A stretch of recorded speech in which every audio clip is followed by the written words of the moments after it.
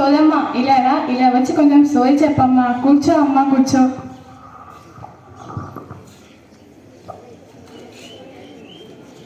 అమ్మ పలుకు జగదాంబ పలుకు, కంచి కామాక్షి పలుకు, మధుర మీనాక్షి పలుకు, కొండగట్టు వందన్న పలుకు, కొమరవెల్లి మల్లన్న పలుకు, బెజవాడ దుర్గమ్మ పలుకు. నా పలుకు సత్యమే పలుకునే తల్లి. ఈ డోర్నకల్ బాగుండాలి, ఈ సెయింట్ ఆగ్నెస్ పాఠశాల బాగుండాలి, మా ప్రిన్సిపల్ మేడం చల్లగా ఉండాలి. సోయి చెప్పేసుకుంటే ఏమి తీసుకుంటావు? ఎంత కట్నం తీసుకుంటావు సోదమ్మ? నేను కట్నం ఏమి తీసుకోనే తల్లి. నీ దగ్గర శతక పద్య పుస్తకాలుంటే అవి ఇవ్వవే తల్లి. అదేంటి సోదమ్మ, అందరూ సోయి చెప్పించుకుంటే బియ్యం కట్నం అడుగుతారే కానీ నువ్వేంటి పుస్తకాలు వేయమంటున్నావు? నీవు శతక పద్యాలు చదువుతావా ఏంటి? నేను ఆ సరస్వతి ముద్దు బిడ్డనే తల్లి. మన మాతృభాష తెలుగు భాషనే తల్లి. మన భాషని మనమే నిలుపుకోవాలే తల్లి. మన భాష ఎంతో వినసొంపైన భాషనే తల్లి. సరేలే, పుస్తకాలే కదా, ఇదిగో తీసుకో.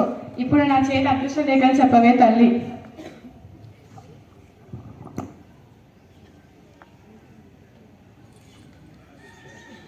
చెబుతానమ్మా, చెబుతాను.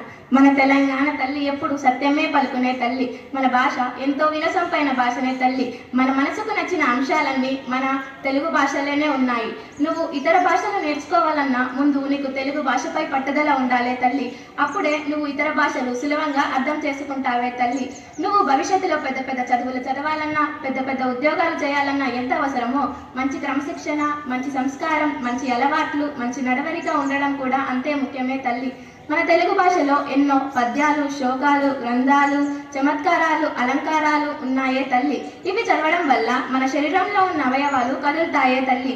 ఇవి చదవడం వల్ల మన మెదడుకి, మన శరీరానికి ఆరోగ్యాన్ని ఇస్తాయే తల్లి. ఇప్పుడు నీ అదృష్ట రేఖలు పండుతాయే తల్లి. నీ భవిష్యత్తులో నువ్వు మంచి స్థాయికి ఎదుగుతావే తల్లి. వస్తానమ్మా. కుర్రో కుర్రో. ధన్యవాదాలు సోదమ్మ, సోది బాగా చెప్పావు. ఇప్పటి నుంచి నేను క్రమశిక్షణతో ఇంట్లో కానీ బడిలో కానీ ఉంటాను. భవిష్యత్తులో మంచి స్థాయికి ఎదిగేలా ప్రయత్నిస్తాను. సల్లంగుండు.